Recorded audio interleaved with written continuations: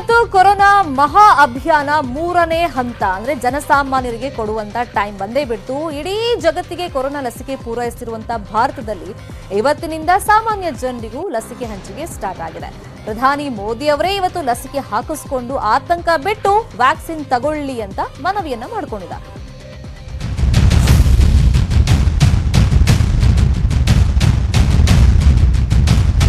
ಭಾರತದಲ್ಲಿ ಮತ್ತೆ ಕೊರೋನಾ ಎರಡನೇ ಅಲೆ ಹಂತ ಹಂತವಾಗಿ ಹೆಚ್ಚಾಗ್ತಿದೆ. ಇದೇ ಸಮಯದಲ್ಲಿ ದೇಶದ ಎಲ್ಲ ನಾಗರಿಕರಿಗೂ ಲಸಿಕೆ ವಿತರಿಸಲು ಕೇಂದ್ರ ಸರ್ಕಾರ ನಿರ್ಧಾರ ಮಾಡಿದೆ. ಇವತ್ತು 60 ವರ್ಷ ಮೇಲ್ಪಟ್ಟ ಎಲ್ಲ ನಾಗರಿಕರಿಗೂ 45 ವರ್ಷ ಮೇಲ್ಪಟ್ಟ ಅನಾರೋಗ್ಯ ಪೀಡಿತರಿಗೂ ಲಸಿಕೆ ನೀಡುವ ಅಭಿಯಾನ ಶುರುವಾಯಿತು. ಇವತ್ತು ಖುದ್ದು ಪ್ರಧಾನಿ ನರೇಂದ್ರ ಮೋದಿ ಅವರೇ ಲಸಿಕೆ ಪಡೆಯುವ ಮೂಲಕ ಅಭಿಯಾನಕ್ಕೆ ಚಾಲನೆ ಕೊಟ್ಟರು.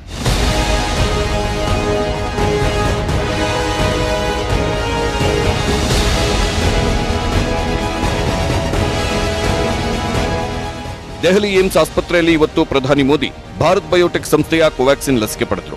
ಲಸಿಕೆ ಹಾಕಲು ದೆಹಲಿ ಏಮ್ಸ್ ಆಸ್ಪತ್ರೆ ಆಡಳಿತ ಮಂಡಳಿ 2 ನರ್ಸ್ಗಳನ್ನ ನೇಮಿಸಿತ್ತು. ಬೆಳಿಗ್ಗೆ 7 ಗಂಟೆ ವೇಳೆಗೆ ಪ್ರಧಾನಿ ಮೋದಿಗೆ ನರ್ಸ್ ನಿವೇದಿತಾ ಲಸಿಕೆ ಹಾಕಿದ್ರು. ಇಂಜೆಕ್ಷನ್ ಕೊಟ್ಟಿದ್ದೇ ಗೊತ್ತಾಗ್ಲಿಲ್ಲ ಅಂತ ಮೋದಿ ಹೊಗಳಿದ್ರು. सर को वैक्सीनेट करने के लिए मुझे बुलाया गया था और इधर आने के बाद पता चला कि सर आ रहे. सर से मिलकर अच्छा लगा. सर ने अच्छी बात की है. सर को भारत बायोटेक की कोवैक्सीन दिया गया है फर्स्ट डोज. अभी 28 डेज में सेकेंड डोज पेंडिंग है. तो और पूछताछ की है सर हम कहाँ से है, कहाँ से बिलोंग करते वगैरह बात हुए सर से. और वैक्सीन देने के बाद सर ने बोला लगा भी दिए पता भी नहीं चला करके. ಲಸಿಕೆಗೂ ಮೊದಲು ಪ್ರಧಾನಿ ಮೋದಿ ಆಸ್ಪತ್ರೆ ನಿಯಮಗಳಂತೆ ಫಾರಂ ತುಂಬಿಸಿದ್ರು. ಇದಾದ್ಮೇಲೆ ಪ್ರಧಾನಿ ಮೋದಿ ದೇಶದ ಎಲ್ಲಾ ನಾಗರಿಕರಿಗೂ ಲಸಿಕೆ ಪಡೆಯಬೇಕು ಅಂತ ಟ್ವಿಟರ್ ಮೂಲಕ ಮನವಿ ಮಾಡಿದ್ರು. ಏಮ್ಸ್ ಆಸ್ಪತ್ರೆಯಲ್ಲಿ ನಾನು ಕೋವಿಡ್-19 ಮೊದಲ ಡೋಸ್ ಲಸಿಕೆ ಪಡೆದಿದ್ದೇನೆ. ಕೋವಿಡ್-19 ವಿರುದ್ಧದ ಜಾಗತಿಕ ಹೋರಾಟವನ್ನ ಬಲಪಡಿಸಲು ನಮ್ಮ ವೈದ್ಯರು ಮತ್ತು ವಿಜ್ಞಾನಿಗಳು ತ್ವರಿತ ಸಮಯದಲ್ಲಿ ಹೇಗೆ ಕೆಲಸ ಮಾಡಿದ್ದಾರೆ ಎಂಬುದು ಗಮನಾರ್ಹವಾಗಿದೆ. ಅರ್ಹರಾದ ಎಲ್ಲರಿಗೂ ಲಸಿಕೆ ತೆಗೆದುಕೊಳ್ಳಲು ನಾನು ಮನವಿ ಮಾಡುತ್ತೇನೆ. ಭಾರತವನ್ನ ಕೋವಿಡ್-19 ಮುಕ್ತಗೊಳಿಸೋಣ.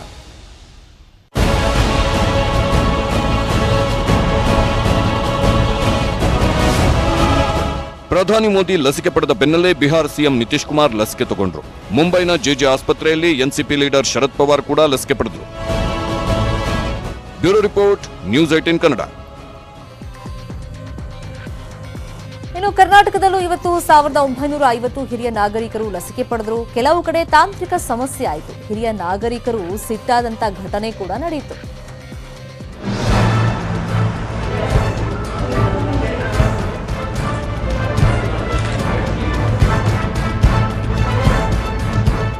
ಇವತ್ತಿನಿಂದ ದೇಶದ 27 ಕೋಟಿ ನಾಗರಿಕರಿಗೂ ಲಸಿಕೆ ಹಾಕುವ ಅಭಿಯಾನ ಶುರುವಾಗಿದೆ. ಮೊದಲ ಹಂತವಾಗಿ ಇವತ್ತು ಪ್ರಧಾನಿ ನರೇಂದ್ರ ಮೋದಿ ಅವರೇ ಲಸಿಕೆ ಪಡೆಯುವ ಮೂಲಕ ಅಭಿಯಾನಕ್ಕೆ ಚಾಲನೆ ಕೊಟ್ಟರು. ಪ್ರಧಾನಿ ಮೋದಿ ಲಸಿಕೆ ಪಡೆದ ನಂತರ ದೇಶದ ಎಲ್ಲಾ ರಾಜ್ಯಗಳಲ್ಲೂ ಲಸಿಕೆ ಪಡೆಯುವುದಕ್ಕೆ ಹಿರಿಯ ನಾಗರಿಕರು, ಶಾಸಕರು, ಸಚಿವರು, ಮಂತ್ರಿ ಮಹೋದಯರು ಸೇರಿದಂತೆ ಎಲ್ಲರೂ ಸರತಿ ಸಾಲಲ್ಲಿ ಬಂದು ಲಸಿಕೆ ಪಡೆದರು.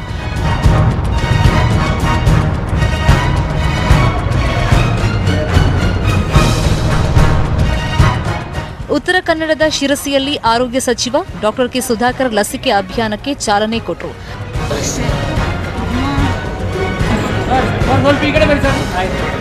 ಮೈಸೂರಿನ ಜೆಎಸ್ಎಸ್ ಆಸ್ಪತ್ರೆಯಲ್ಲಿ ರಾಜಮಾತೆ ಪ್ರಮೋದಾದೇವಿ ವ್ಯಾಕ್ಸಿನ್ ಹಂಚಿಕೆಗೆ ಚಾಲನೆ ಕೊಟ್ಟರು.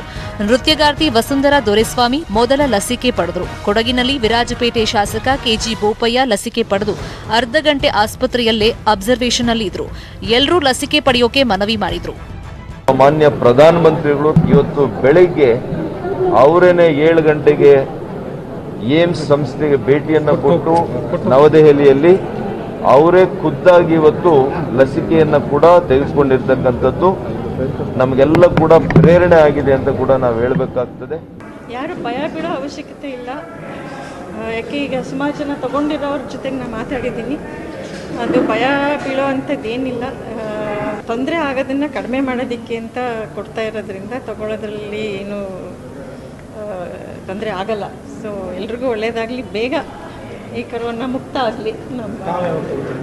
ರಾಜ್ಯದ ಎಲ್ಲಾ ಜಿಲ್ಲೆಗಳಲ್ಲೂ ಲಸಿಕೆ ವಿತರಣೆ ಕಾರ್ಯ ಶುರುವಾಯಿತು. ಬೆಳಗ್ಗೆ 11:45ರಿಂದ ಲಸಿಕೆ ಪಡೆಯಲು ಹಿರಿಯ ನಾಗರಿಕರು ಸರತಿಯಲ್ಲಿ ಬಂದರು. ಆದರೆ ರಾಜ್ಯದ ಬಹುತೇಕ ಆಸ್ಪತ್ರೆಗಳಲ್ಲಿ ತಾಂತ್ರಿಕ ಸಮಸ್ಯೆ ಎದುರಾಯಿತು.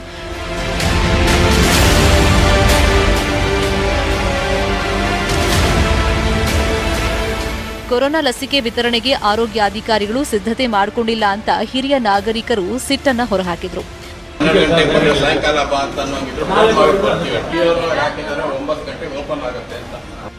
ಎಂಎಸ್ ರಾಮಯ್ಯ ಆಸ್ಪತ್ರೆಯಲ್ಲಿ ಉಗ್ರಾಣದಿಂದ ಕೊರೋನಾ ವ್ಯಾಕ್ಸಿನ್ಗಳೇ ಬಂದಿರಲಿಲ್ಲ.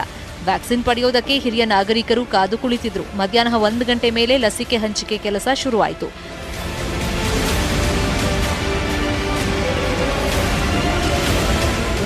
ವೆಬ್ಸೈಟ್ ಸಮಸ್ಯೆಯಿಂದ ನೋಂದಣಿ ಮಾಡೋದಕ್ಕೆ ತಡ ಆಯಿತು. ಹಿರಿಯ ನಾಗರಿಕರನ್ನ ಕಾಯಿಸೋದು ಬೇಡ ಅಂತ ನಾಳೆ ಬನ್ನಿ ಅಂತ ಮಂಗಳೂರಲ್ಲಿ ಆಸ್ಪತ್ರೆಯವರು ಮನವಿ ಮಾಡಿಕೊಂಡ್ರು.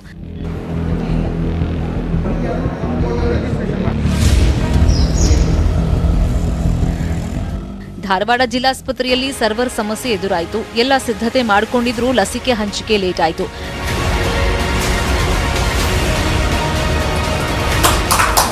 ಬಾಗಲಕೋಟೆ ಜಿಲ್ಲಾಸ್ಪತ್ರೆಗೆ ಲಸಿಕೆ ಪಡೆಯೋದಕ್ಕೆ 80 ವರ್ಷದ ಚಂದ್ರಕಾಂತ್, 72 ವರ್ಷದ ರುಕ್ಮಿಣಿ ಕಾಂಬ್ಳೆ ಅನ್ನೋರು ಬಂದಿದ್ರು.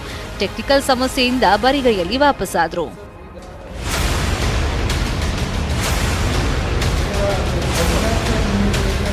ಆರೋಗ್ಯ ಇಲಾಖೆ ಎಡವಟ್ಟಿನಿಂದ ಲಸಿಕೆ ಪಡೆಯೋಕೆ ಬಂದಿದ್ದ ಹಿರಿಯ ನಾಗರಿಕರು ಯಾದಗಿರಿಯಲ್ಲೂ ಪರದಾಡಿದ್ರು. ಇದಕ್ಕೆ ಕಾರಣ ಮತ್ತದೇ ತಾಂತ್ರಿಕ ಸಮಸ್ಯೆ. ಅದಂತೆ ನಾವು ಬೆಳಗ್ಗೆ ಇಲ್ಲಿ 9ಕ್ಕೆ ಆಗ್ತಾ ಅಂತ ತಗೊಂಡಿದ್ವಿ. ಅದು ನಮ್ಗೆ ಬರ್ಲಿಕ್ಕೆ 11 ಗಂಟೆ ಆಯಿತು. 11 ಗಂಟೆ ಬಂದ್ವಿ, 12:30 1 ಗಂಟೆ ಹತ್ರ ಈಗಿನ ತನಕ ಕೂತಿದ್ದೀವಿ. ಏನೋ ಸ್ವಲ್ಪ ಲೇಟ್ ಮಾಡಿರ್ಬೇಕು, ಅವ್ರದ್ದೇನೋ ಲೇಟ್ ಆಗಿರಬೇಕು ಬಹುಶಃ. ನಾವು ಬೆಳಗಿಂದ ತಿರುಗ್ತಾ ಇದ್ದೇವೆ. ನಾವು ಮೊದಲು ಸಿಟಿ ಹಾಸ್ಪಿಟ್ಲಿಗೆ ಹೋದ್ವಿ, ಕೊನೆಗೆ ಮಂಗಲ ಹೋದ್ವಿ, ಕೊನೆಗೆ KMC ಹೋದ್ವಿ.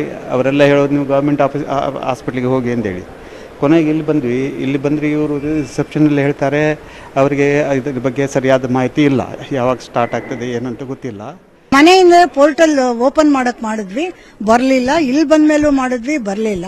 ಸೊ ಇದು ಗೌರ್ಮೆಂಟ್ ಹಾಸ್ಪಿಟ್ಲ್ ಅಲ್ವಾ, ಅದರಿಂದ ಗೌರ್ಮೆಂಟ್ ಹಾಸ್ಪಿಟ್ಲ್ ಆದ್ರಿಂದ ಇಲ್ಲಿ ನಡೀತಾ ಇರುತ್ತೆ ಅಂದ್ಕೊಂಡು ಬಂದ್ವಿ. ಆದರೆ ಏನು ಅಂದರೆ ಇಲ್ಲೂ ಪಾಪ ಅವ್ರಿಗೆ ಏನು ಇನ್ಫಾರ್ಮೇಶನ್ ಬಂದಿಲ್ವಂತೆ. ಇನ್ನು ಮಂಡ್ಯ ಜಿಲ್ಲಾಸ್ಪತ್ರೆ, ಮಂಡ್ಯ ಮಿಮ್ಸ್ ಆಸ್ಪತ್ರೆಯಲ್ಲಿ 12 ಗಂಟೆಗೆ ಕಾರ್ಯಕ್ರಮಕ್ಕೆ ಚಾಲನೆ ನೀಡಲಾಯಿತು. ಆದರೆ ಲಸಿಕೆನೇ ಬಂದಿರಲಿಲ್ಲ. ಮಡಿಕೇರಿ ಜಿಲ್ಲಾಸ್ಪತ್ರೆಯಲ್ಲಿ ಲಸಿಕೆ ಬಂದಿದ್ರೂ ಸರ್ಕಾರದ ಗೈಡ್ಲೈನ್ಸ್ ತಲುಪಿಲ್ಲ ಅಂತ ಹಿರಿಯ ನಾಗರಿಕರನ್ನ ಕಾಯಿಸಿದ ಘಟನೆಯೂ ನಡೆಯಿತು. ಸಣ್ಣ ಪುಟ್ಟ ತಾಂತ್ರಿಕ ಸಮಸ್ಯೆ ಬಿಟ್ರೆ ಎಲ್ಲ ಕಡೆ ಲಸಿಕೆ ವಿತರಣೆ ಕೆಲಸ ಶುರುವಾಗಿದೆ. ಕೊರೋನಾ ವ್ಯಾಕ್ಸಿನು ನನಗೆ ತಗೊಂಡು ಹಂಗೆ ಅನಿಸಲಿಲ್ಲ. ಅಷ್ಟು ವ್ಯವಸ್ಥಿತವಾಗಿ ಇಂಜೆಕ್ಷನ್ ಕೊಡ್ತಾ ಇದ್ದಾರೆ. ಇದಕ್ಕೆ ಜನರು ಭಯಪಡದೆ ಬಂದು ವ್ಯಾಕ್ಸಿನ್ ಹಾಕಿಸ್ಕೋಬೇಕು ಅಂತ ಬಯಸ್ತೇನೆ. ಏನು ತೊಂದರೆ ಇಲ್ಲ. ಆರಾಮದಿರೋದು, ಏನೇನು ಭಯ ಇಲ್ಲ. ಇಂಜೆಕ್ಷನ್ ಏನೂ ಅನಿಸಿಲ್ಲ. ಏನೇನು ನಾವು ಇವತ್ತು ಲಾಗಿನ್ ಮಾಡಿದ್ವಿ, ಮೆಸೇಜ್ ಬಂತು. ಆರಾಮೈತ್ರಿ, ಏನೂ ಇಲ್ರಿ. ಈಗ ನಮ್ಮಲ್ಲಿ 4-5 ಮಂದಿ ವಯಸ್ಕರದಾರೆ, ಅವ್ರಿಗೆಲ್ಲ ಹೇಳ್ತೇವ್ರಿ. ಮೊದಲ ದಿನ ಲಸಿಕೆ ಅಭಿಯಾನ ಮುಗಿದಿದೆ. ಎಲ್ಲರೂ ಲಸಿಕೆ ಹಾಕಿಸಿಕೊಳ್ಳುವ ಮೂಲಕ ಮಹಾಯಾಗಕ್ಕೆ ಕೈ ಜೋಡಿಸಿ. ಲಸಿಕೆ ಪಡೆಯಲು ಹೋಗೋರ್ಗೆ ಒಂದಷ್ಟು ಮಾಹಿತಿ ಕೊಡ್ತೀವಿ, ನೋಟ್ ಮಾಡ್ಕೊಳ್ಳಿ. ಸದ್ಯಕ್ಕೆ 60 ವರ್ಷ ಮೇಲ್ಪಟ್ಟವರಿಗಷ್ಟೇ ಲಸಿಕೆ ಸಿಗುತ್ತೆ. 45 ವರ್ಷ ಮೇಲ್ಪಟ್ಟವರಿಗೆ ಅನಾರೋಗ್ಯ ಇದ್ರೆ ಲಸಿಕೆ ಸಿಗುತ್ತೆ. ಲಸಿಕೆ ಪಡೆಯೋರು ಸೂಕ್ತ ದಾಖಲೆ ಕೊಡಬೇಕು. ಪ್ರತಿದಿನ ಒಂದು ಕೇಂದ್ರದಲ್ಲಿ 200 ಜನರಿಗಷ್ಟೇ ವ್ಯಾಕ್ಸಿನ್ ಹಾಕ್ತಾರೆ. ಸರ್ಕಾರಿ ಆಸ್ಪತ್ರೆಗಳಲ್ಲಿ ವಾರಕ್ಕೆ 4 ದಿನ ಅಂದ್ರೆ ಸೋಮವಾರ, ಬುಧವಾರ, ಶುಕ್ರವಾರ, ಶನಿವಾರ ಮಾತ್ರ ಲಸಿಕೆ ಕೊಡ್ತಾರೆ. ಖಾಸಗಿ ಆಸ್ಪತ್ರೆಗಳಲ್ಲಿ ವಾರದ 7 ದಿನವೂ ಲಸಿಕೆ ಸಿಗುತ್ತೆ. ಎಲ್ಲಾ ಕಡೆ ಮಧ್ಯಾಹ್ನ 12ರಿಂದ ಸಂಜೆ 5 ಗಂಟೆವರೆಗೆ ಲಸಿಕೆ ವಿತರಣೆ ಆಗುತ್ತೆ. ಸರ್ಕಾರಿ ಆಸ್ಪತ್ರೆಗಳಲ್ಲಿ ಉಚಿತವಾಗಿ ಲಸಿಕೆ ಸಿಗುತ್ತೆ. ಖಾಸಗಿ ಆಸ್ಪತ್ರೆಗಳಲ್ಲಿ 1 ಡೋಸ್ಗೆ 250 ರೂಪಾಯಿ ಕೊಡಬೇಕು. ಇನ್ನು ವ್ಯಾಕ್ಸಿನ್ ಪಡೆಯೋದಕ್ಕೆ ನೋಂದಣಿ ಮಾಡಿಕೊಳ್ಳೋದು ಹೇಗೆ ಅಂತಾನೂ ನೋಟ್ ಮಾಡ್ಕೊಳ್ಳಿ. www.cowin.gov.in ವೆಬ್ಸೈಟ್ನಲ್ಲಿ ನೋಂದಣಿ ಮಾಡಿಕೊಳ್ಳಬಹುದು. ಒಂದು ಮೊಬೈಲ್ನಲ್ಲಿ 4 ಜನ ನೋಂದಾಯಿಸಬಹುದು. ಹೆಸರು, ವಯಸ್ಸು, ಲಿಂಗ, ಗುರುತಿನ ಚೀಟಿ ಕಡ್ಡಾಯ. ಅನಾರೋಗ್ಯವಿದ್ದವರು ಸೂಕ್ತ ದಾಖಲೆ ನೀಡಬೇಕು. ನೀವೇ ನೋಂದಾಯಿಸಿಕೊಳ್ಳಬಹುದು. ಗೊತ್ತಾಗ್ಲಿಲ್ಲ ಅಂದ್ರೆ ಆಸ್ಪತ್ರೆಗಳಲ್ಲೂ ನೋಂದಣಿ ಮಾಡಿಸಿಕೊಳ್ಳೋದಕ್ಕೆ ಅವಕಾಶ ಇದೆ. ನೆನ್ಪಿಡಿ, 28 ದಿನಗಳ ಬಳಿಕ 2ನೇ ಡೋಸ್ ಲಸಿಕೆ ಪಡಿಬೇಕು. ತಗೊಂಡಿದ್ದಾರೆ, ಎಲ್ಲರೂ ತಗೋಬೇಕು. ನಾನು ತಗೊಂತೇನೆ. ಪ್ರತಿಯೊಬ್ಬ ನಾಗರಿಕನು 60 ವರ್ಷ ಮೇಲ್ಪಟ್ಟು ತಕ್ಷಣ ಲಸಿಕೆಯನ್ನು ತಗೊಳ್ಬೇಕು ಅಂತ ವಿನಂತಿ ಮಾಡ್ತೇನೆ. ಈ ದೇಶದ ಪ್ರಧಾನಿಯವರೇ ಲಸಿಕೆಯನ್ನು ತಗೊಂಡ ಮೇಲೆ ಅದಕ್ಕೇನು ಹಿಂದೆ ಮುಂದೆ ನೋಡ್ದೇನೆ ಎಲ್ಲರೂ ಲಸಿಕೆಯನ್ನು ತಗೊಳ್ಬೇಕು ಅಂತ ಎಲ್ಲರಲ್ಲೂ ವಿನಂತಿ ಮಾಡ್ತೀನಿ. Bureau report, news 18 Kannada. 8 ದಿನಗಳಿಂದ ಪಂಚಮಸಾಲಿ ಹೋರಾಟದಲ್ಲಿ ಕಾಣಿಸಿಕೊಳ್ಳದ ಯತ್ನಾಳ್ ಇವತ್ತು ದಿಢೀರಂತ ಪ್ರತ್ಯಕ್ಷರಾದರು. ಯಡಿಯೂರಪ್ಪ ಮತ್ತು ಅವರ ಮಗನ ಮೇಲೆ ಆರೋಪಿಗಳ ಸುರಿಮಳೆಯನ್ನ ಸುರಿಸಿದರು.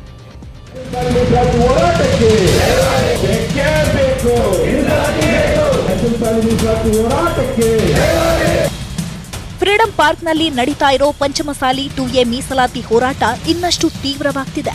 ಒಂದು ವಾರದಿಂದ ಹೋರಾಟಕ್ಕೆ ಬರದೆ ದೂರವಿದ್ದ ಬಸನಗೌಡ ಪಾಟೀಲ್ ಯತ್ನಾಳ್ ಇವತ್ತು ಕಾಣಿಸಿಕೊಂಡ್ರು. ಯತ್ನಾಳ್ ಬರ್ತಿದ್ದಂತೆ 2A ಮೀಸಲಾತಿಗಾಗಿ ಪತ್ರ ಚಳುವಳಿ ಅಭಿಯಾನಕ್ಕೂ ಚಾಲನೆ ಕೊಟ್ರು. ಯಡಿಯೂರಪ್ಪನವರ ವಿಧಾನಸೌಧ ಕಚೇರಿಗೆ ಮುಖ್ಯಮಂತ್ರಿಗಳ ಮನೆ ವಿಳಾಸಕ್ಕೆ ಪತ್ರ ಬರೆಯೋ ಮೂಲಕ ಯತ್ನಾಳ್ ಪತ್ರ ಚಳುವಳಿಗೆ ಚಾಲನೆ ಕೊಟ್ರು.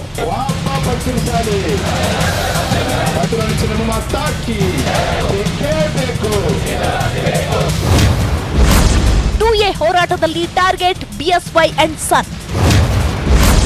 ಮಾತಿನುದ್ದಕ್ಕೂ ಯತ್ನಾಳ್ ಮತ್ತೆ ರೋಷಾವೇಶ.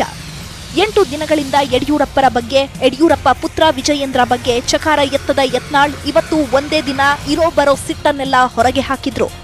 ಯಾರಿಗೋ ಅಂಜಿ ಬಗ್ಗಿ ತಪ್ಪಾಯ್ತು ಕ್ಷಮಾ ಮಾಡ್ರಿ, ನಾನು ರಕ್ತದಾಗ ಬಂದಲ್ಲ, ಯಾರ್ದು ಕಾಲು ಹಿಡಿಯುವಂತ ಥರ್ಡ್ ರಾಜಕಾರಣ ಅಲ್ಲ. ಇಲ್ಲಿ ಕರ್ನಾಟಕದವರು ಇಂಟೆಲಿಜೆನ್ಸ್ ಅವ್ರು ಹೇಳ್ತಾರೆ, ಕೇಳಬೇಕಲ್ಲ, ಕಿವಿ ತೋರಿಸೋದಿಲ್ಲ, ಎಲ್ಲ ಅವ್ನ ಮಗನ ಮುಂದೆ ಹೇಳಬೇಕು. ಮಗ ಎತ್ತಾಳ ಒಳಗಾಕು, ಕಾಶಪ್ಪನ ಒಳಗಾಕು, ಏನು ಒಳಗೆ ಹಾಕಲಕ್ಕ ಮಗ. ನಿಮ್ಮ ಅಪ್ಪ ಬ್ರಿಟಿಷರು Robert Clive lord mountain battle 4ನೇ ತಾರೀಕು ಜಗಬೇಕಾಗ್ತದೆ. ಅಲ್ಲಿ ಏನೋ ಒಳಗೆ ಏನೇನು ಆಟ ಆಡ್ತಾನೆ, ಅವಕಾಶ ಕೊಡೋದಿಲ್ಲ. ನಾವು ಕುಳಿತುಕೊಳ್ಳಿ ಹೇಳ್ತಾರೆ. ಈ ಸಲ ಕುಳಿತುಕೊಡ್ರ ನಾ ಕುಳಿತುಕೊಳ್ಳೋದಿಲ್ಲ, ಹೋಗಿ ಮತ್ತೆ ಗಿಳ್ಯಾವನೆ. ನಾ ಹೊರಗೆ ಕುಂಡಿರ್ತೀನಿ, ಹೊರಗೆ ಹೋಗುದಿಲ್ಲ. ರಾತ್ರಿ ಊಟ ಸಹಿತ ಮಾಡಿ ಅಲ್ಲೇ ಮಕ್ಕೋತೀವಿ. ನೋಡಿ ಏಕ್ ಮಾರ್ಕ್ ಹೋದ ಕಡೆ ಏನು ಹೊರಗೆ ಹಾಕ್ತೀರಾ? ಯತ್ನಾಳ್ ಹೀಗೆ ವಾಗ್ದಾಳಿ ಮಾಡ್ತಿದ್ರೆ ಇನ್ನೊಂದ್ ಕಡೆ ಸಿಎಂ ಕಾರ್ಯದರ್ಶಿ ರೇಣುಕಾಚಾರ್ಯ ಕೂಡ ವಲಸೆ ಸಚಿವರ ಮೇಲೆ ಮತ್ತೆ ಸಿಟ್ಟು ಹೊರಹಾಕಿದ್ರು.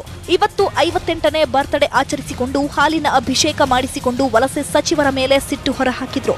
ಯತ್ನಾಳ್ ಹಾಗೂ ರೇಣುಕಾಚಾರ್ಯಗೆ ರಾಜ್ಯಾಧ್ಯಕ್ಷ ನಳಿನ್ ಕುಮಾರ್ ಕಟೀಲ್ ಮತ್ತೆ ವಾರ್ನಿಂಗ್ ಕೊಟ್ಟಿದ್ದಾರೆ. ಯಾವುದೇ ಮಂತ್ರಿ ಇರಲಿ, ಯಾವುದೇ ಶಾಸಕ ಇರಲಿ, ಪಕ್ಷದ ಚೌಕಟ್ಟಿನ ಒಳಗಡೆ ಇರಬೇಕು. ಪಕ್ಷದ ಚೌಕಟ್ಟನ್ನು ಮೀರಿ ಮಾತುಕತೆಗಳನ್ನು ಮಾಡಿದರೆ ಪಕ್ಷ ಇನ್ನೂ ಕಾದು ಕೂತ್ಕೊಳ್ಳೋದಿಲ್ಲ, ಸ್ಪಷ್ಟವಾಗಿರ್ತಕ್ಕಂಥ ನಿರ್ಧಾರವನ್ನು ತಗೊಳ್ತದೆ ಪ್ರತಿಯೊಬ್ಬ ಶಾಸಕರಿಗೂ, ಪ್ರತಿಯೊಬ್ಬ ಸಚಿವರಿಗೂ. ಈಗಾಗಲೇ ನಾವು ಯತ್ನಾಳಿಗೆ ನೋಟಿಸ್ ಕೊಡ್ತಕ್ಕಂಥ ಕೆಲಸವನ್ನು ಕೇಂದ್ರ ನಮ್ಮ ಶಿಸ್ತು ಸಮಿತಿ ಮಾಡಿದೆ. ಮುಂದಕ್ಕೂ ವರದಿಗಳನ್ನು ಕೊಡ್ತೇವೆ. ಅವರು ಉತ್ತರಿಸಿದರೆ ಪಾರ್ಟಿ ಯೋಚನೆ ಮಾಡ್ತೇವೆ. ಯತ್ನಾಳ್ ಪ್ರತಿದಿನವೂ ಯಡಿಯೂರಪ್ಪ ವಿರುದ್ಧ, ವಿಜಯೇಂದ್ರ ವಿರುದ್ಧ, ಬಿಜೆಪಿಯ ಕೆಲವು ನಾಯಕರ ವಿರುದ್ಧ ಮನಸೋ ಇಚ್ಛೆ ವಾಗ್ದಾಳಿ ಮಾಡ್ತಿದ್ದಾರೆ. ಆದ್ರೂ ಅವರ ವಿರುದ್ಧ ಯಾಕೆ ಯಾರು ಮಾತನಾಡ್ತಿಲ್ಲ, ಕ್ರಮ ಜರುಗಿಸ್ತಾ ಇಲ್ಲ ಅನ್ನೋದು ಬಿಜೆಪಿಯವರ ಪ್ರಶ್ನೆ. ಇದಕ್ಕೆ ಉತ್ತರ ಸಿಗಬೇಕಾಗಿದೆ ಅಷ್ಟೇ. Bureau report, news 18 Kannada. ಇದು ಬಿಜೆಪಿ ವಿಚಾರ ಆಯ್ತು. ಇನ್ನೊಂದು ಕಡೆ ಕಾಂಗ್ರೆಸ್ ಅಲ್ಲಿ ಸಿದ್ದರಾಮಯ್ಯ, ಡಿಕೆ ಶಿವಕುಮಾರ್ ನಡುವೆ ಅಸ್ತಿತ್ವದ ಹೋರಾಟ ಜಾಸ್ತಿ ಆಗ್ತಾ ಇದೆ. ಮೈಸೂರು ಪಾಲಿಕೆ ಚುನಾವಣೆ ಹೆಸರಲ್ಲಿ 6 ದಿನಗಳಿಂದ ಕೈ ನಾಯಕರ ಬೀದಿ ರಂಪಾಟ ನಿಲ್ತಾನೇ ಇಲ್ಲ. ಚುನಾವಣೆ ಗೆಲ್ಲೋದಕ್ಕೆ ಪಾಂಚಜನ್ಯ ಮೊಳಗಿಸಿರುವಂತ ಬೆನ್ನಲ್ಲೇ ಕಾಂಗ್ರೆಸ್ನಲ್ಲಿ ಬಣ ರಾಜಕೀಯ ಜೋರಾಗ್ತಾ ಇದ್ದು ಇವತ್ತು ಇನ್ನೊಂದು ಆಯಾಮಕ್ಕೆ ಹೋಗ್ಬಿಟ್ಟಿದೆ. ಗುರುವಿನ ಹಾದಿಯಲ್ಲೇ ಸಾಗಿದ್ದಾರೆ ಶಿಷ್ಯ. ಎಸ್ಎಂಕೆ ಮಾದರಿಯಲ್ಲೇ ಡಿಕೆ ಪಾಂಚಜನ್ಯ.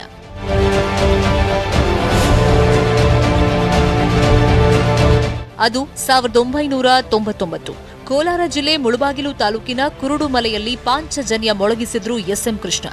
ರಾಜಕೀಯ ಗುರು ಎಸ್ಎಂ ಕೃಷ್ಣ ಮಾದರಿಯಲ್ಲೇ ಕುರುಡುಮಲೆ ವಿನಾಯಕನ ಮುಂದೆ ಚುನಾವಣಾ ಪಾಂಚಜನ್ಯ ಮೊಳಗಿಸಿದ್ದಾರೆ ಡಿಕೆ ಶಿವಕುಮಾರ್. ಮಾರ್ಚ್ 3ರಿಂದ ಆರಂಭವಾಗುವ ಪಾದಯಾತ್ರೆಗೆ ಮುಹೂರ್ತ ಫಿಕ್ಸ್ ಮಾಡಿಕೊಂಡಿದ್ದಾರೆ. ಪಾಂಚಜನ್ಯ ಮೊಳಗುತ್ತಲೇ ಮನಸ್ತಾಪ. ಕಾಂಗ್ರೆಸ್ನಲ್ಲೀಗ ನಾನಾ ನೀನಾ ಫೈಟ್. ಸಿದ್ದರಾಮಯ್ಯ ಹಾಗೂ ಡಿಕೆ ಶಿವಕುಮಾರ್ ನಡುವಿನ ಮನಸ್ತಾಪ, ಬೇಸರ ಇದೀಗ ಬಹಿರಂಗವಾಗಿದೆ. ಶರತ್ ಬಚ್ಚೇಗೌಡ ಸೇರ್ಪಡೆ, ಪ್ರಸನ್ನಕುಮಾರ್ ಸೇರ್ಪಡೆ, ಸಂಪತ್ ರಾಜ್ ಬೆಂಬಲಿಸಿ ಅಖಂಡಗೆ ಶಾಕ್. ಎಲ್ಲಕ್ಕಿಂತ ಹೆಚ್ಚಿನ ಬೆಂಕಿ ಹಚ್ಚಿದ್ದು ಮೈಸೂರು ಪಾಲಿಕೆ ಚುನಾವಣೆ. 6 ದಿನಗಳಿಂದ ನಡೀತಾ ಇರೋ ಮೈಸೂರು ಜಂಗಿ ಕುಸ್ತಿ ಇವತ್ತು ಮುಂದುವರೆದಿದೆ. ಮೈಸೂರು ಬಗ್ಗೆ ಮಾತಾಡಲ್ಲ. ಪಕ್ಷ ಕೊಟ್ಟ ಕೆಲಸವನ್ನೇ ಮಾಡಿರುವೆ. ಇಕ್ಕಟ್ಟಲ್ಲಿರೋ ತನ್ವೀರ್ ಸೇಫ್ ಬ್ಯಾಟಿಂಗ್. ಪಾಲಿಕೆ ಚುನಾವಣೆ ಸಂಬಂಧ 2 ಪ್ರತ್ಯೇಕ ವರದಿಗಳು ಸಿದ್ಧಗೊಂಡಿವೆ. ಚುನಾವಣಾ ಉಸ್ತುವಾರಿ ವಹಿಸಿದ್ದ ತನ್ವೀರ್ ಸೇಠ್ 1 ವರದಿ, ಕೆಪಿಸಿಸಿ ಕಾರ್ಯಾಧ್ಯಕ್ಷ ಆರ್ ಧ್ರುವನಾರಾಯಣ್ 1 ರಿಪೋರ್ಟ್ ರೆಡಿ ಮಾಡಿದ್ದಾರೆ. ಆದರೆ ಡಿಕೆಶಿಗೆ ಇನ್ನೂ ತಲುಪಿಲ್ಲ. ಸಿಎಲ್ಪಿ ನಾಯಕರಾದಂಥ ಸಿದ್ದರಾಮಯ್ಯ ಅವರು ಮೈತ್ರಿ ಮಾಡಿಕೊಳ್ಳುವಂಥ ಒಂದು ಜವಾಬ್ದಾರಿ ಕೊಟ್ಟಂಥದ್ದು. ತದನಂತರ ಪಕ್ಷ ಈ ಕಾರ್ಯನ ಮಾಡುವಂತ ಹೇಳಿದ್ರು. ಅದನ್ನು ನೆರವೇರಿಸಿರೋದಕ್ಕೆ ನಾನು ಆ ಎಲ್ಲ ಸಂಗತಿಗಳು ನನ್ನ ವರದಿಯಲ್ಲಿ ನಮೂದಿಸಿ ನಾನು ಸಲ್ಲಿಕೆ ಮಾಡುವುದು. ನನಗೆ ಒಂದು ಜವಾಬ್ದಾರಿ ಕೊಟ್ಟಿದ್ರು. ಮೇಯರ್ನ ನೀವು ಪಡ್ಕೋಬೇಕು ಅನ್ನೋ ಆದೇಶ ಕೂಡ ಮಾಡಿದ್ರು.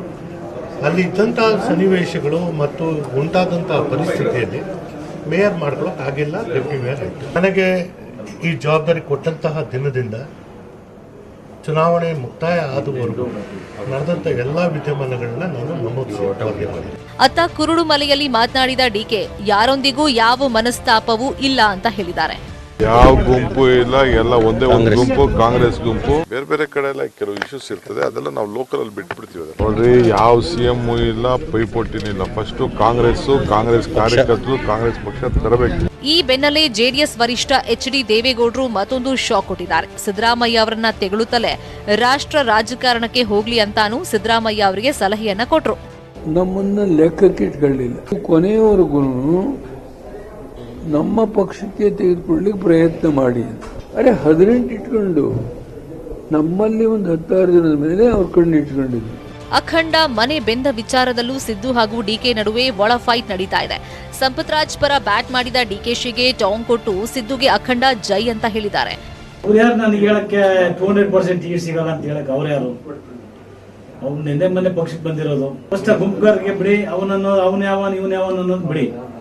ಪಕ್ಷದಲ್ಲಿ ಕಾಂಗ್ರೆಸ್ ಪಕ್ಷ ಸಮುದ್ರ ಇದ್ದಂಗೆ, ಯಾರು ಬೇಕಾದ್ರೂ ಬರ್ಬೋದು, ಯಾರು ಬೇಕಾದ್ರೂ ಹೋಗ್ಬೋದು.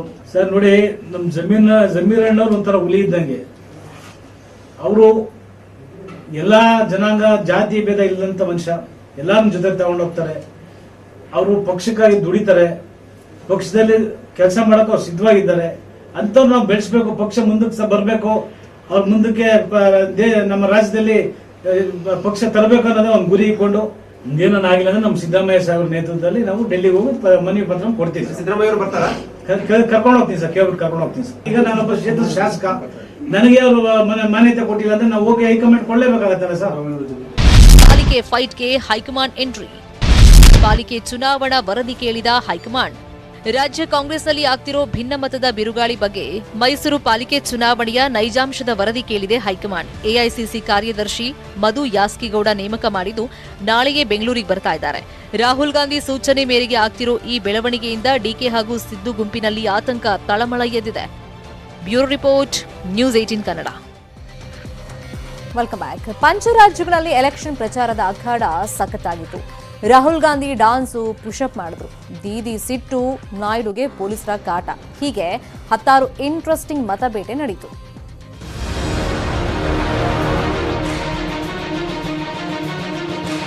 ಪಂಚರಾಜ್ಯಗಳಲ್ಲಿ ಚುನಾವಣೆ ಅಖಾಡ ದಿನೇ ದಿನೇ ರಂಗೇರುತ್ತಿದೆ. ಬಿಜೆಪಿ ಕಾಂಗ್ರೆಸ್ ಪಕ್ಷಗಳ ಜೊತೆ 5 ರಾಜ್ಯಗಳ ಲೋಕಲ್ ಪಾರ್ಟಿಗಳು ಭರ್ಜರಿ ಪ್ರಚಾರ ಮಾಡುತ್ತಿವೆ. ತಮಿಳುನಾಡಿನ ಕನ್ಯಾಕುಮಾರಿಯಲ್ಲಿ ಇವತ್ತು ರಾಹುಲ್ ಗಾಂಧಿ ಭರ್ಜರಿ ರೋಡ್ ಶೋ ನಡೆಸಿದ್ರು. ದಾರಿಯುದ್ದಕ್ಕೂ ಸಾವಿರ ಸಂಖ್ಯೆಯಲ್ಲಿ ಸೇರಿದ್ದ ಜನರನ್ನ ಉದ್ದೇಶಿಸಿ ಭಾಷಣನೂ ಮಾಡಿದ್ರು. ಆಮೇಲೆ ರಸ್ತೆ ಪಕ್ಕದಲ್ಲಿ ಕಾರು ನಿಲ್ಲಿಸಿ ಟೀ ಕುಡಿಯುತ್ತಾ ಮಕ್ಕಳ ಜೊತೆ ಹರಟೆನೂ ಹೊಡೆದ್ರು.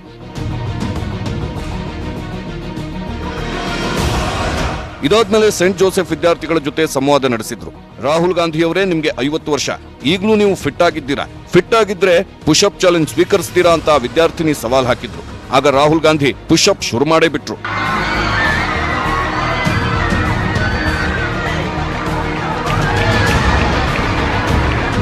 ಇದೇ ವೇದಿಕೆಯಲ್ಲಿ ರಾಹುಲ್ ಗಾಂಧಿ ಭರ್ಜರಿ ಡ್ಯಾನ್ಸ್ ಮಾಡಿದ್ರು. ರಾಹುಲ್ ಜೊತೆ ಕರ್ನಾಟಕದ ದಿನೇಶ್ ಗುಂಡೂರಾವ್ ಕೂಡ ಸ್ಟೆಪ್ ಹಾಕಿದ್ರು.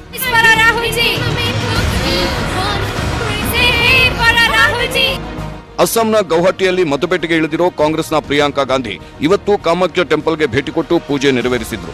ಆಮೇಲೆ ಅಸ್ಸಾಂ ಬುಡಕಟ್ಟು ಜನರ ಜೊತೆ ಡ್ಯಾನ್ಸ್ ಮಾಡಿದ್ದು ಆಯ್ತು.